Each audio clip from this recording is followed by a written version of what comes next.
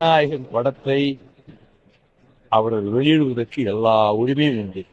Sensor என்ன காரணங்களுக்காக தடுத்து வைத்திருக்கிறது என்பது அந்த சென்சார் போர்டினுடைய விளக்கம்தான் தெரிவிக்க வேண்டும். ஆனால் ஒரு கட்டத்தில் அந்த தடையை சென்சார் போர்டினர் இது மாதிரி படங்களுக்கு முதலிலே தடுத்தாலும் ஒரு குறுகிய காலத்துக்குள்ளாகவே அதை நீக்கிக் கொள்கிறார்.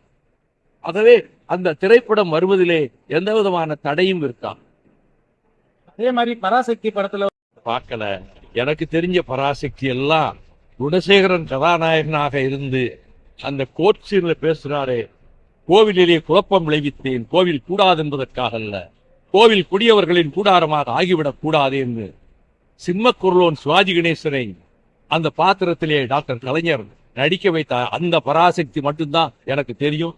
இந்த பராசக்தியை நான் பார்க்கல, எனக்கு ஒன்றும் தெரியாது. ஆணவத்தின், அகம்பாவத்தின், திமிரின் எடுத்துக்காட்டுகளாக இந்தியாவினுடைய உள்துறை அமைச்சர் அதுபோல இன்னும் சில அமைச்சர்கள் தமிழ்நாட்டுக்கு வந்து உபதேசம் செய்கிறோம் என்ற பெயரில் இந்த திராவிட இயக்க பூமியில் பெரியார், அண்ணா, கலைஞர் கட்டி காத்த திராவிட இயக்கத்தை நாங்கள் ஒழித்து கட்டி விடுவோம் என்று பேசுகிற அளவுக்கு அவர்களுக்கு ஆணவம் ஏற்பட்டிருக்கிறது. பிரதமர் ரொம்ப கெட்டிக்கார், ரொம்ப தந்திரசாலி. அவர் நான் திறமையானவன் சொல்ல, தந்திரசாலி.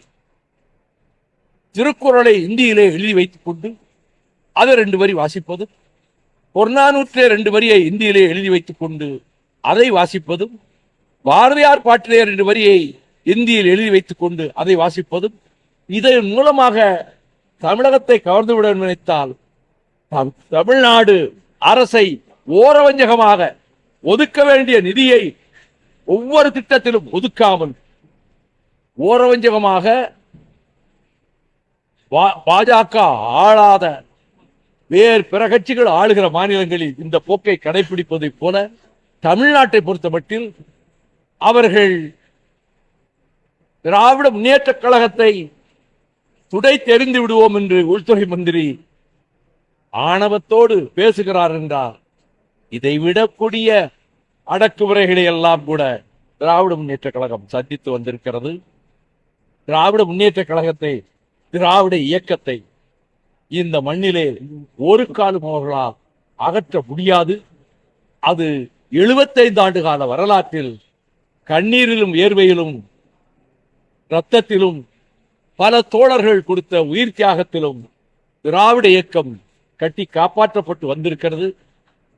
அப்படி ஒரு நிலைமை தமிழ்நாட்டுக்கு வரக்கூடாது என்று யோசித்துத்தான் நாங்கள் 8 ஆண்டுகளுக்கு முன்பு எங்களுடைய உயர்நிலை குழுவிலும் மாவட்ட செயலாளர்கள் கூட்டத்திலும் ஆழ்ந்து சிந்தித்துத்தான் நமக்கு இருக்கக்கூடிய அது பெரிய அளவுக்கு பலம் திமுக, அதிமுக அளவுக்கு எங்களுக்கு இல்லாவிட்டாலும் இருக்கிறவர்கள் மிக மன திண்மை உடையவர்களாக, உறுதி உள்ளவர்களாக என்னோடு பயணிக்கிறார்களே.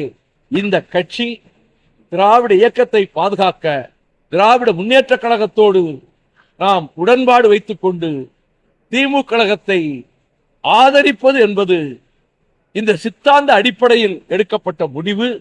அதிலே நாங்கள் உறுதியாக இருக்கிறோம்.